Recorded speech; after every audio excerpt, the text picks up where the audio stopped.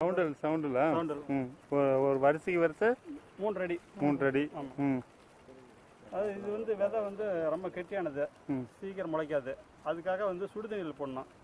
அதாவது தண்ணி கொதிக்க வச்சு 5 நிமிஷம் கழித்து 5 நிமிஷம் சுடுதண்ணியில் ஊற வச்சு அதுக்கப்புறம் பச்சை தண்ணியில் ஒரு 2 நாள் ஊற வைக்கணும். இது 2 நாள் ஊற வச்சு 3ஆவது நாள் தான் விதைக்கணும். 48 மணி நேரம் தண்ணியில் ஊறி அதுக்கப்புறம் தான் இதை முளைக்க வைக்கணும். விதைக்கிறது எப்படி விதைக்கிறது? ஏதாவது 3 அடி அகலத்துக்கு பார் போட்டுக்கிறோம். அதில் வந்து காலில் குச்சியில் கோடு போட்டு அதாவது கையில் லேசாக மூடிடணும். ஆழமாக போடக்கூட முளைக்காது. சின்ன குச்சியில் கோடு போட்டு முன்னா தான் இது முளைக்கும். ஒவ்வொரு விதையாக போட்டோம். ஒவ்வொரு விதையை அப்படியே தூரியாக விட்டுட்டு போகலாம், சாரியாக விட்டுட்டு போகலாம். இப்போ எவ்வளோ நாளில் அந்த மாதிரி தண்ணி கட்டணும்? எவ்வளோ நாளைக்கு ஒரு தண்ணி கட்டணும்? முதல்ல விதை போட்ட உடனே தண்ணி கட்டணும். அதுக்கப்புறம் முதல்ல ஒரு 3 நாளையில் தண்ணி கட்டணும். அதுக்கப்புறம் வாரம் ஒரு டைம் தண்ணி கட்டணும் போதும். எவ்வளோ நாள் அறுக்கலாம்? முதல் தரம் வர்றதுக்கு இது ஒரு 4 மாதம் ஆகிடும். அதுக்கப்புறம் ஒரு 70 நாளைக்கு ஒருத்தர் வந்துடும்.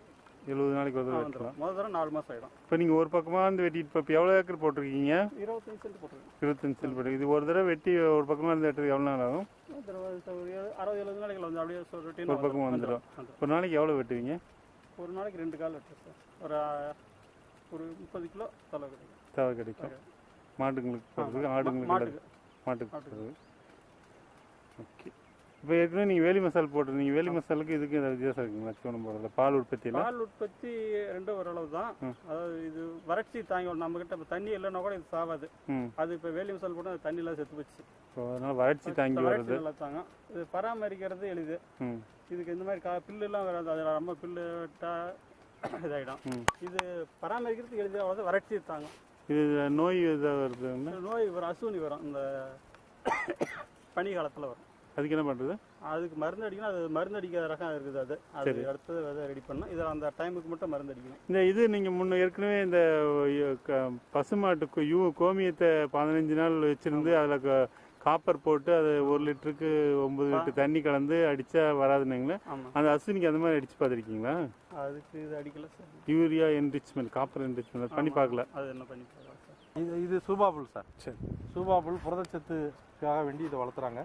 இது வந்து தண்ணி இல்லைனாலும் பார்த்தீங்கன்னா தண்ணி இல்லாத காலத்தில் தலை அதிகம் இருக்காது. தண்ணி உள்ள நேரத்தில் நல்லா அது போல் வளர்ந்து வரும். இது ஏன் இவ்வளோ ஹைட்டில் விட்டுருக்காங்கன்னா நின்றுக்கிட்டே அறுவடை செய்கிற மாதிரி. இது நிற்கிற ஹைட்டில் எப்படி அறுத்தலாம். குனிஞ்சிட்டு இருக்கும்போது முதுகு வலி இருக்கும். இப்போ நின்றுட்டே வெட்டுற ஹைட்டு. கேப்பு பார்த்தீங்கன்னா இவ்வளோ கேப் விட்டுருக்கோம். ஒரு 3 முழம் கேப் விட்டு இந்த மாதிரி சாரி போட்டு நிற்கிற ஹைட்டில் வெட்டிட்டோம்னா வெட்டிக்கலாம். இது நல்ல புரதச்சத்து உள்ளது. ஒரு நாளைக்கு 6லேருந்து 7 கிலோ ஒரு மாட்டுக்கு கொடுக்கலாம். இது கொடுக்கும்போது தனியாக கொடுக்கக்கூடாது. இது மட்டுமே அதிகம் கொடுத்தா வயிறு உப்புசம் ஏற்படுறதுக்கு வாய்ப்பு இருக்குது. அந்த கோத்திரி, கோநாள், அந்த சோளத்தட்டு, இந்த மாதிரி தீவனத்தட்டோட 3:1 ரேஷியோவில் கலந்து கொடுக்கலாம். புண்ணாக்கு சத்து உள்ளது, பால் ஊறத்துக்கு உதவி பண்ணுறது. இப்போ அந்த கோத்திரி, கோநாள்லாம் வந்து உங்களுக்கு வயிறு நம்புறதுக்கு ஹெல்ப் பண்ண நார் சத்து, சத்து. இதில் வந்து புரதச்சத்து, புண்ணாக்கு சத்து மிகுந்தது. இதில் நேற்று பார்த்த வேலி மசால் வந்து தண்ணி அதிகம் 10 நாளைக்கு ஒரு கணக்கு கட்டி வந்தார். இது அப்படி இல்லை. சரி, ஓகே ஓகே. அப்புறம் அந்த கோஃபோர் அந்த போட்டிருக்கீங்க. கோஃபோர் எப்படி அது நடுமுறைங்க? நடுவு முறை 3 அடிக்கு அகலம். இப்போ ஸ்லிப்னா எத்தனை கணு இருக்கணும்? ஒரு கணு நல்லா 2 கணு நல்லா. 2 கணு நல்லா. சரி, ஒரு வரிசைக்கு ஒன்றுனா அதாவது பதியம் போட்டு ஒன்றது ஒரு கணு போகுது சார். அப்படியே காட்டில் ஒன்றா 2 கணு. சரி, ஒரு வரிசைக்கு வரிசை இடைவெளி 3 அடி 1 அடி. 3 வரிசைக்கு வரிசை 3 அடி. சரி, செடிக்கு செடி 1 அடி. 3 அடிங்கிறது ரொம்ப அகலமாக இருக்கு. அகலம் அவ்வளோ இடைவெளி தேவை. எதனால அவ்வளோ இடைவெளி தான் குத்து அகலம் வரும். முன்னாடி பின்னாடி கருகருப்பு 3 அடி அகலம் அவசியம். அவசியம். வரிசை ஒன்றுக்கு 1 அடி. 1 அடி. எவ்வளோ நாளைக்கு ஒரு தண்ணி கட்டணும்?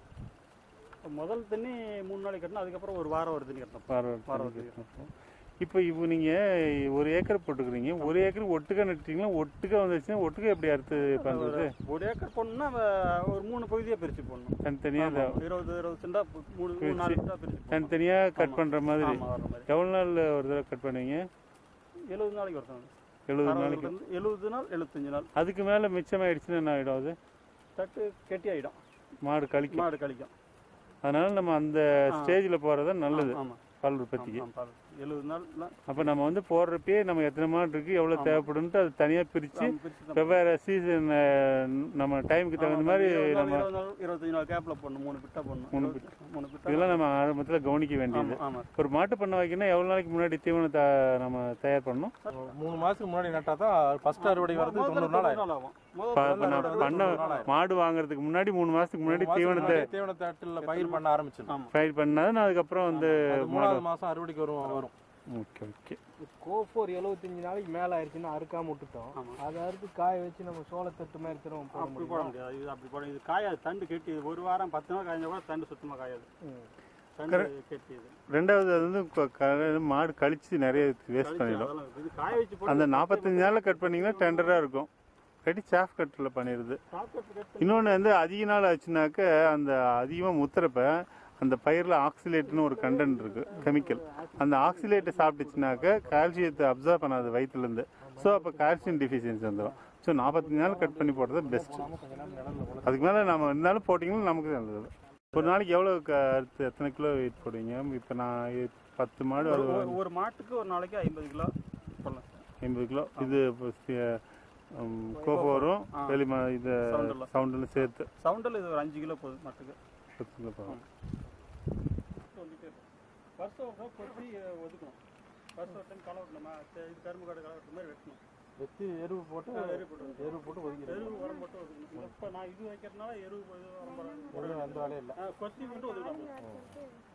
தண்ணி மேனேஜ்மெண்ட்டு, அதில் கலப்பா இந்த புரதச்சத்து உள்ள தீவனமும் நார் சத்து உள்ள தீவனமும் ரெண்டும் கலந்து போடுறது. அதில் எப்படி ஆள் செலவு எப்படி குறைக்கிறது, தண்ணி செலவு எப்படி சீக்கிரமாக பண்ணுறது, இது எல்லாம் இங்கே ஓரளவுக்கு பண்ண முடிஞ்சது பண்ணியிருக்கிறாரு.